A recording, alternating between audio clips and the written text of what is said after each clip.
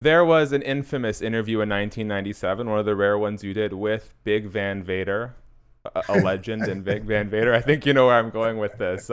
Someone sort of.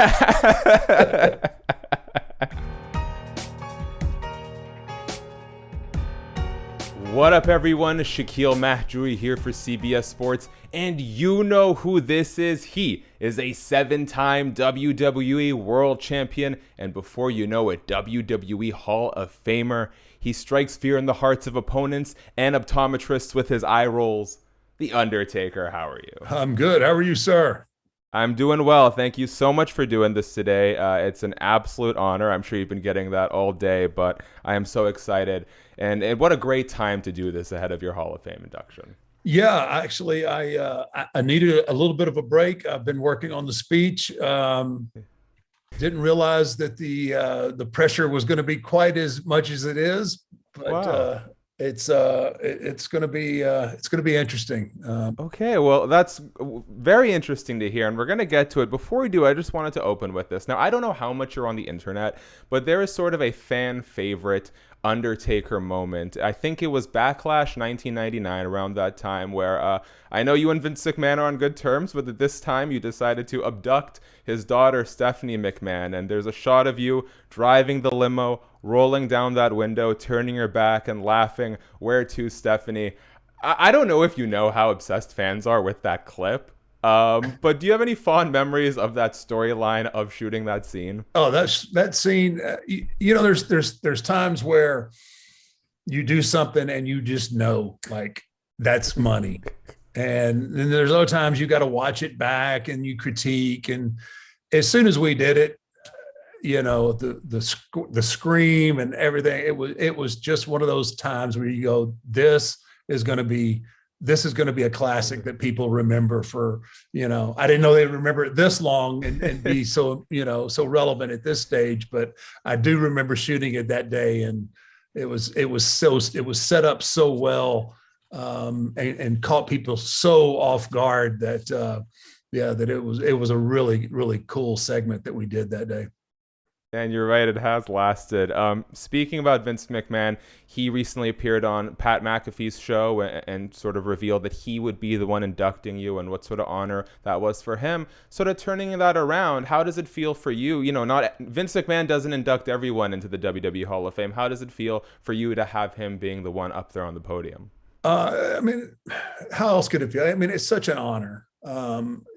You know, our relationship has gone from um, boss employee to, to friends. I mean, he's been like a father figure to me, a brother, a friend. I mean, our relationship has kind of grown outside of the realm of WWE. More times than not, when there has to be something discussed business wise, it's someone other than Vince that I discuss it with. I mean, Yeah. we text and call each other and talk about the most obscure things at this point. And that's really cool. But you know, when I got the call that, that they wanted to induct me, there was nobody, there was nobody else that I could think of that I wanted to induct me more so than Vince.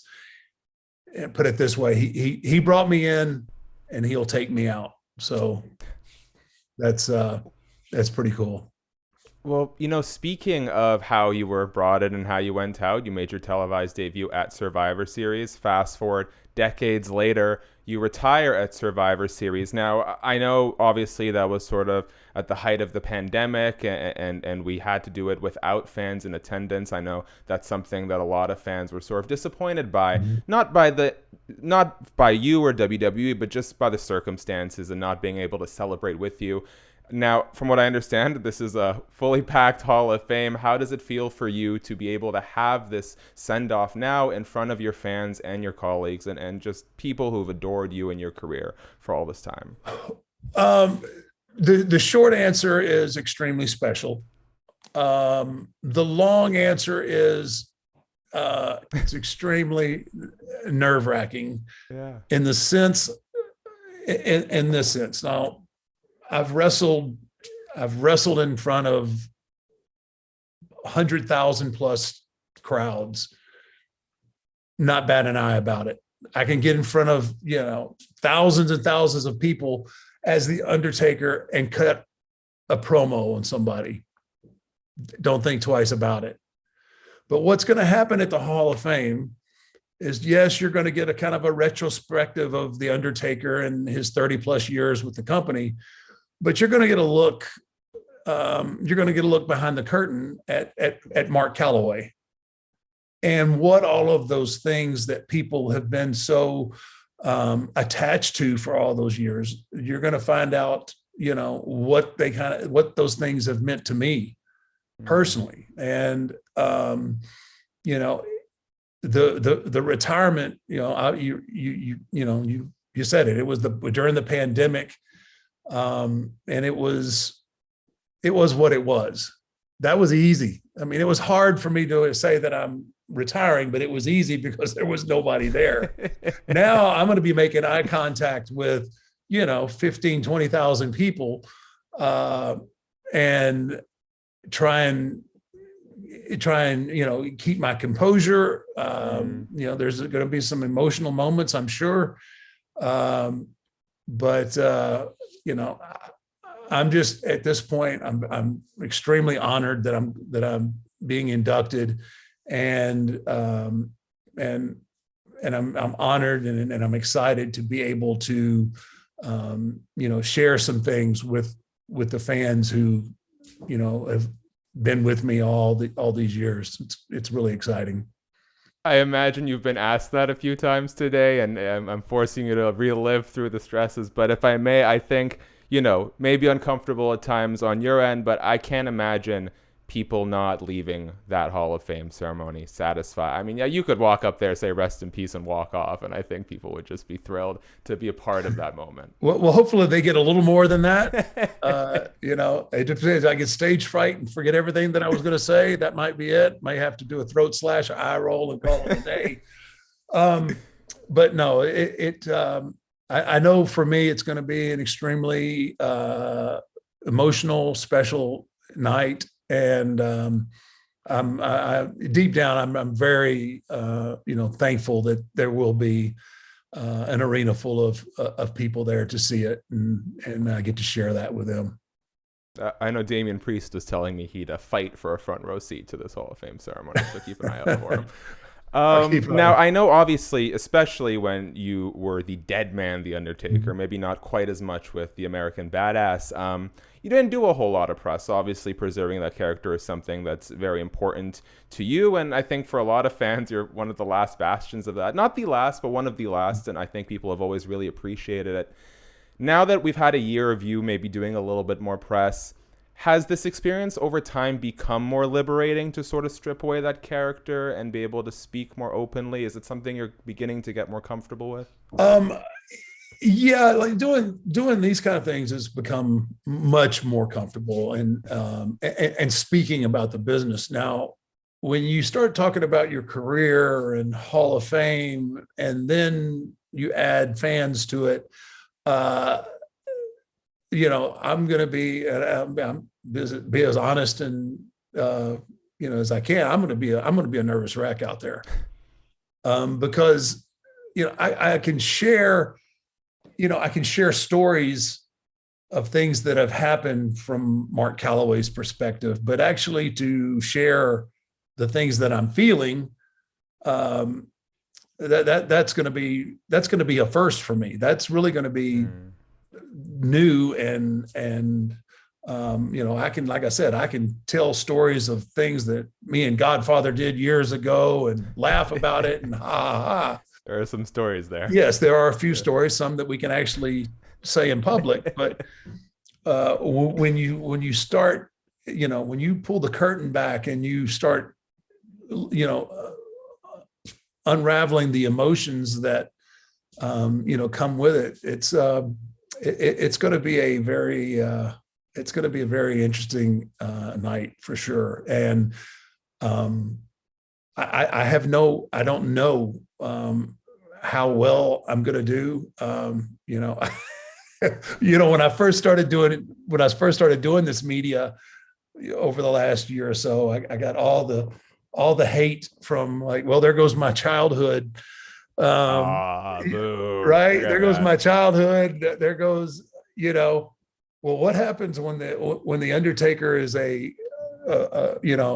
babbling, blubbering mess on stage and can't get a sentence out? That's really going to put that'll put the nail in the casket for sure.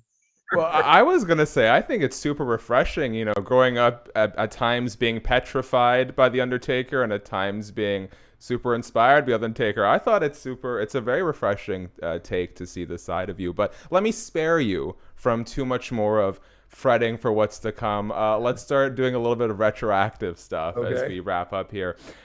First, I think I cover a lot of MMA as well. I think it's very normal to see guys retire at the peak of their careers and then, well, I don't want to say peak, but when they're just on an unstoppable roll and then sort of get that itch down the line and work towards a comeback. And sometimes, with George St. Pierre, it works. Other times, it's hard to recapture that magic. For you, I know towards the end, there were some matches that you weren't super satisfied with, but getting to cap it off with that Boneyard match, something that I think you've said that you're proud of, I know a lot of fans really enjoyed. In some ways, was it sort of therapeutic and fortunate that you got to experience some of those disappointments while still active and then be able to work towards something that you're really proud of as a final stamp?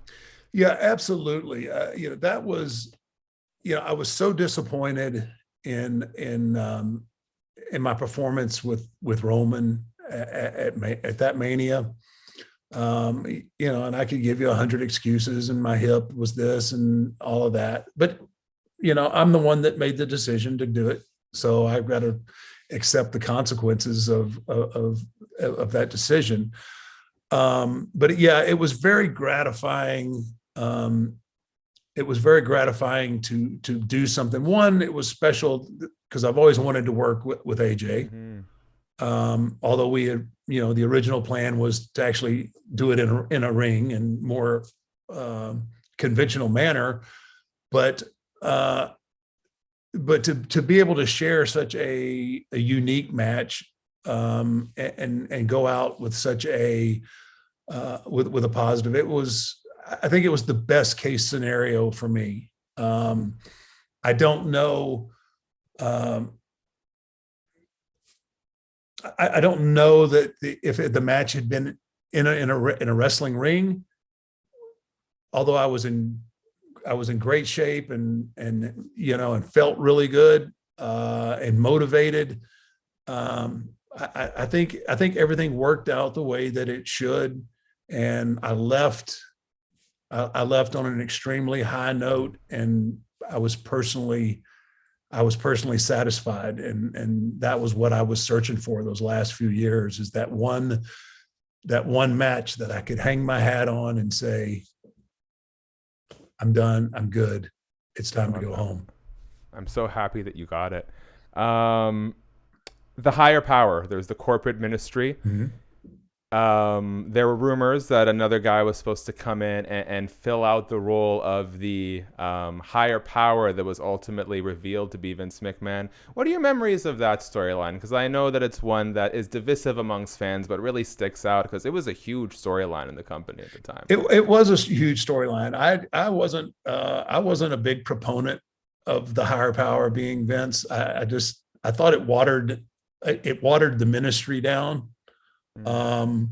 Although it did, and then it led into, it led into me abducting, Stephanie and all of that. So, moment. It all works out. But, originally I wasn't real thrilled about the corporate ministry. That really felt watered down to me. And I felt like it kind of took away from what we were doing.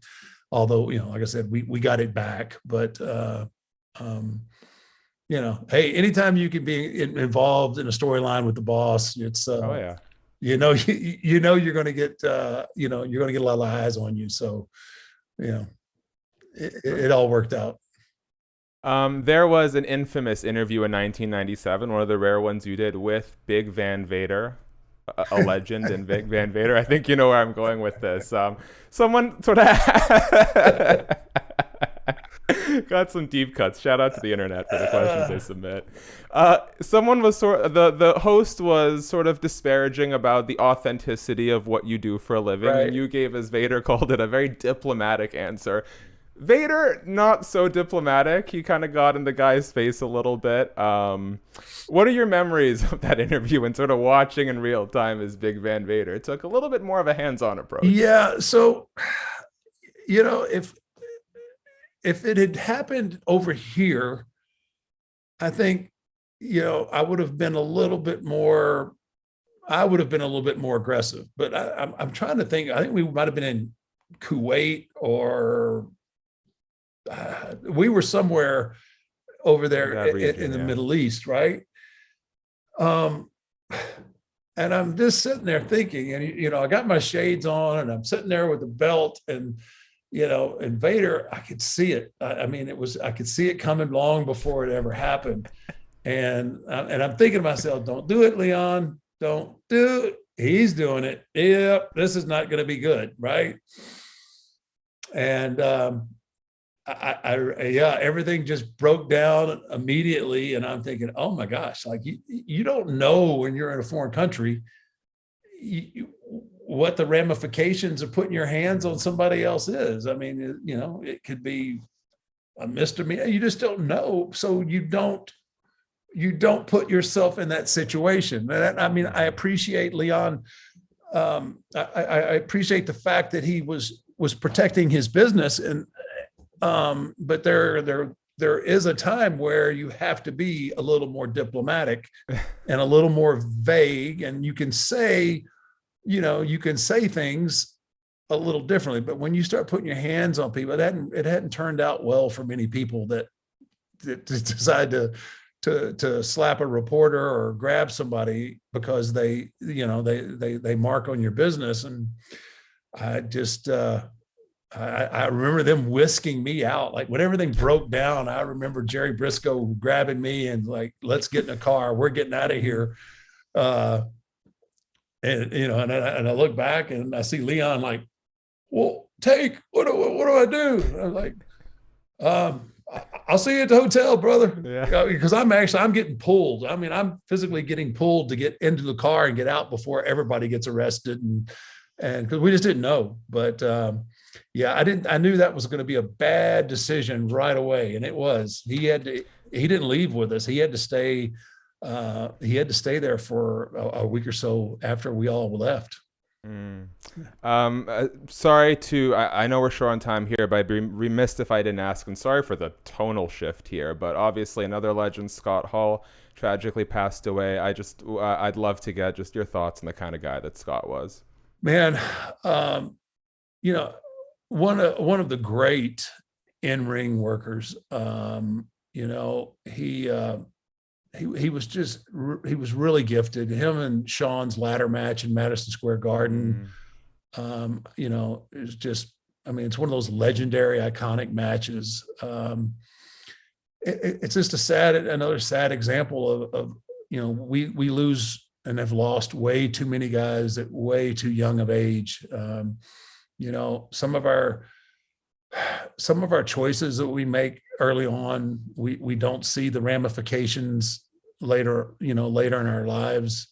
You can't foreshadow that, but you know, it's just sad to lose. And you know, a guy that you've been in the trenches with, that you come up with. I mean, I was on my first tour of Japan with Scott. Scott kind of took me under his wing and, you know, showed me the ropes in 1988 or 89, whenever it was, of, you know, where to go to eat and where to, you know, so it was a really sad day. And I know it was sad for you know, for Nash and Shawn and Triple H and X-Pac, all those guys, you know, they were all so tight. And I know what it's like to, you know, lose guys like that you're really close with. And, you know, I feel bad for them. I feel bad for Scott's family.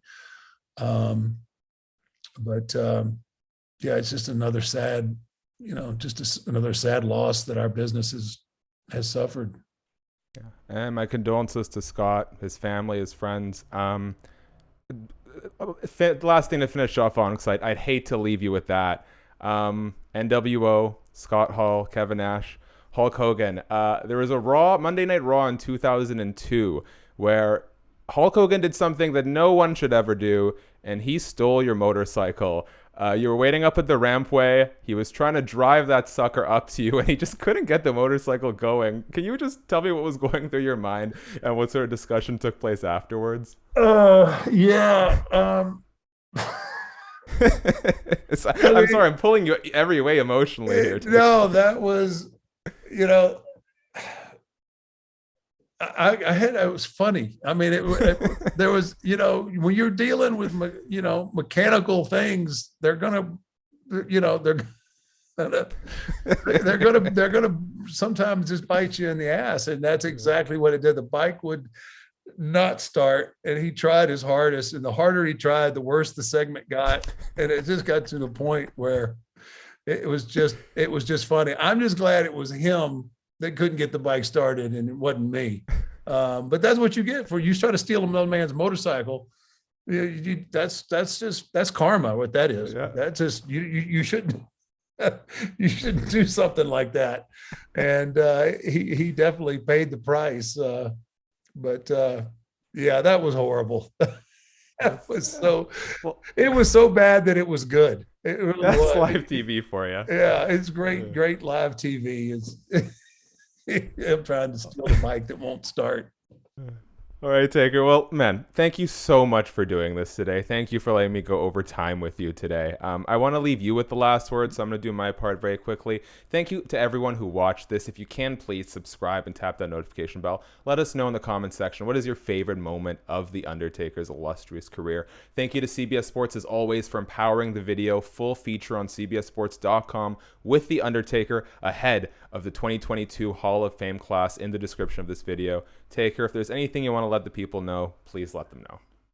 It's just a wholehearted, just from the deepest part of my heart, a thank you. A thank you for staying with me for over 30 years and supporting me and being, and being fans of this industry. Just the emotion that I felt from my audience several nights is what got me to the ring. When I felt at my physical worst, just knowing that people had paid money to come see me was enough motivation to go out and give them what I had. And I don't, that's not lost on me. And I appreciate everything that they've done through the years and supported me. And I'm just honored to be, somewhat relevant even in 2022. So just a huge thank you to my fans.